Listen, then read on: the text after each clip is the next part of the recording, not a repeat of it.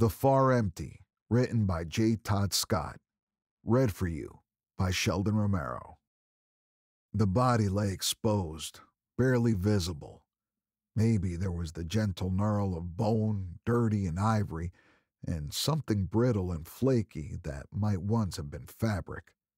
Something else, spidery and matted and awful and moving thick in the breeze. Something that might have been hair. Human hair. It rustled with the grass and the black brush and dry mountain laurel as if alive. Human hair and a bone. Deputy Chris Cherry stood over the body, thinking as a couple of Bulger's tiger-stripe Herefords silently looked on.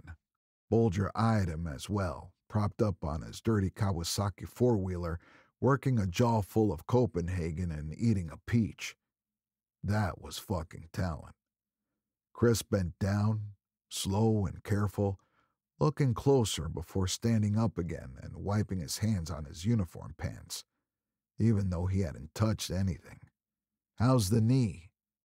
Bulger asked over a mouthful of peach and long-cut dip. "How's the knee?" That's what everyone always said to him. Murphy's version of hello or goodbye, or another way of saying welcome back or damn shame, depending on who said it. "How's the fucking knee?" Chris ignored it. "You found this earlier this morning?" Bulger made a face, spit a dark stream that looked bloody. "Earlier, yep. Didn't have time to call it in. Busy." He finished his peach, tossing it behind him in the direction of Chris's patrol truck, a Ford, painted Big Bend County blue and gray. It hit the ground a few feet short, and one of the Herefords slowly walked toward it, head down. Chris knew that after he left, Bulger would call the sheriff and complain a shitstorm about his driving the truck up on the pasture.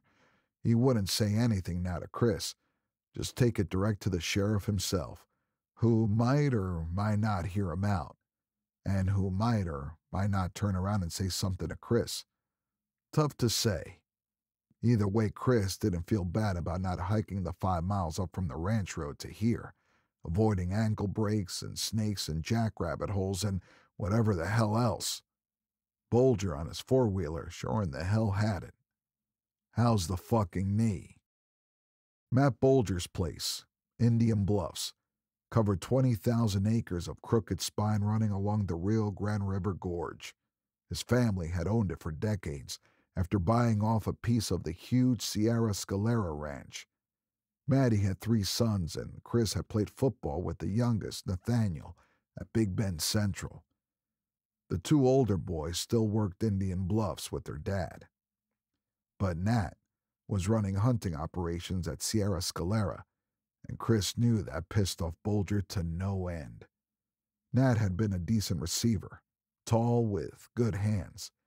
He'd been difficult to overthrow, scissoring along the sidelines beneath the big lights. Chris remembered Matty sitting in the stands, hollering Nat's name, pumping his blue-veined fist and watching his boy run. "What we got? Another dead beaner?" Chris shrugged. Probably. It was a fact of life in far west Texas, along the river. Mexicans crossing the border looking for work, carrying drugs, and carrying each other. The trip was hard, and it wasn't unusual for a few not to make it whole, or at all. Some got sick drinking water out of dirty stock tanks. Others were injured by the land itself. They'd been known to break into ranch houses to steal food or to hide out for days in abandoned homes. Dupree had told them about a group that even called 911 on themselves after jimmying their way into the house. Lost and worn out, beaten, they'd polished off all the beer in the fridge and sat outside smoking cigarettes, stinking of river mud, calmly waiting with 400 pounds of weed sewn up in the burlap until Dupree and a couple of the other deputies showed up. Dupree always laughed his ass off telling that story, drinking a Dr. Pepper and drawing hard on a Lucky Strike.